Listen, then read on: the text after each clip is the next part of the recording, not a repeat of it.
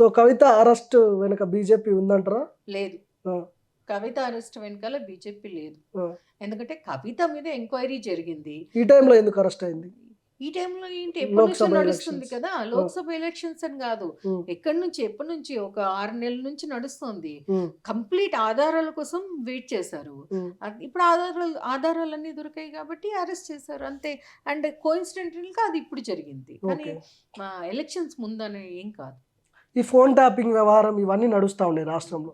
ఇవన్నీ చూస్తుంటే ఏమనిపిస్తుంది మీకు? అంటే రేవంత్ రెడ్డి కావాలనే మీ పార్టీ మీద కావచ్చు, ప్రతిపక్ష పార్టీ అయినటువంటి బీఆర్ఎస్ మీద, ఈ 2 పార్టీలు ఒకటే అని రేవంత్ రెడ్డి ముఖ్యమంత్రి అంటున్నాడు. ఏం చెప్తారు దీని గురించి? అది రేవంత్ రెడ్డి గారు అంటున్నారు. ఆయన పర్సనల్ ఒపీనియన్ అది. పబ్లిక్ ఒపీనియన్ కాదు. Public opinion. ఆయన పర్సనల్ ఒపీనియన్ మనం కన్సిడర్ చేయాల్సి. మీది బీఆర్ఎస్ పార్టీ బీజేపీ ఒకటి కాదా? కాదు, ఎప్పుడు కూడా కాదు.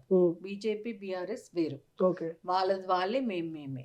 మాది మా పార్టీ వరల్డ్ లోనే అత్యధిక కార్యకర్తలు ఉన్న పార్టీ. మా పార్టీకి ఈ చిన్న పార్టీల కంపారిజన్ ఏముంది? ఏం లేదు.